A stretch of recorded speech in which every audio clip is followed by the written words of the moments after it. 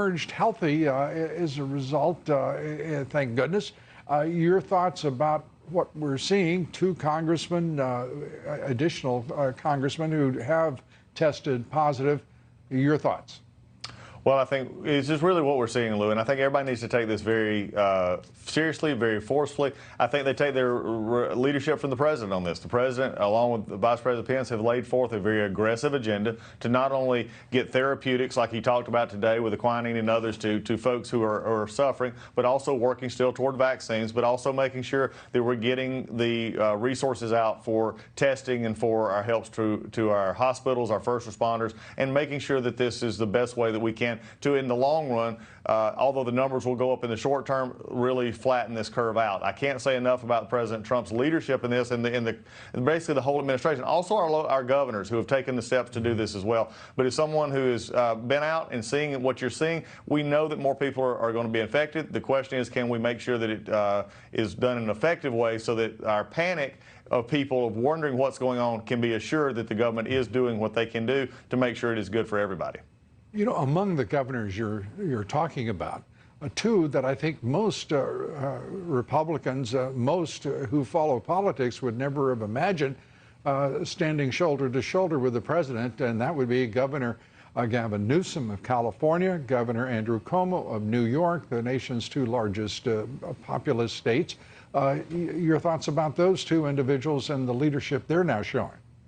Well, I think it shows what we've always known, and that is when we do come together, there is a time to put partisanship down. There's a time to set that aside and work together for the ones who elected us, especially those of us who stand for public office. And I'm glad to see that the governors of New York and California are working with President Trump. You know, they will still have disagreements, and that's part for the course. But at the end of the day, it's about the Americans, and that's what I love to hear from you and others when we talk about this being Americans coming together to take this seriously, to get through it, because our country is the strongest in the world, and we will not fail in this pursuit. And to your point about the president's positive, strong approach as leader of the nation, he is talking about antivirals, therapeutic drugs. He is talking about creating vaccines. He's created these public-private partnerships, and he is making decisions based on his experience, his judgment, on what needs to be done to protect Americans and this country. And so far, he has just been, I think, extraordinary.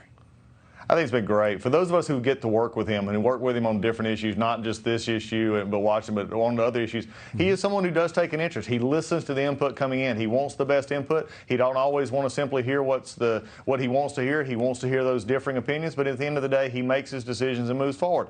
And it's really interesting to watch that, you know, we've always heard it for so many years how the press have always said they wanted more access to a president. They could never have more access to a president than they get with this one right here. The problem is they don't like what he says, because he just tells the truth and he moves forward with it.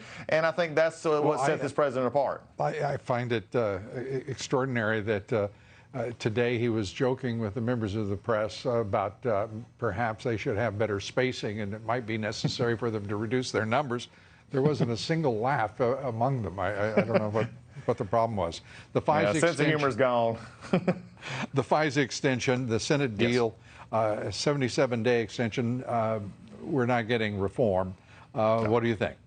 Very disappointed. I think the Senate completely on this part failed. I mean, pushed this for 77 days. We had actually gave them a bill that they could have actually worked with that actually gained us something. My concern, Lou, and you and I have talked about this before, is we just put this down the line. They're hoping, I think there's some senators and maybe even some in the House who just want this to sort of go away. But for those of us like myself and Jim Jordan, Devin Nunes, Mark Meadows, so many others, John Ratcliffe, who fought so hard to find these problems in there, we want to see actual reform. This president and no president needs to go through what happens for. I mean, I'm not happy. I don't want to see this go through the House, and if it did, I wouldn't blame the president if he vetoed it and made us do it. So these are things that we need to work on.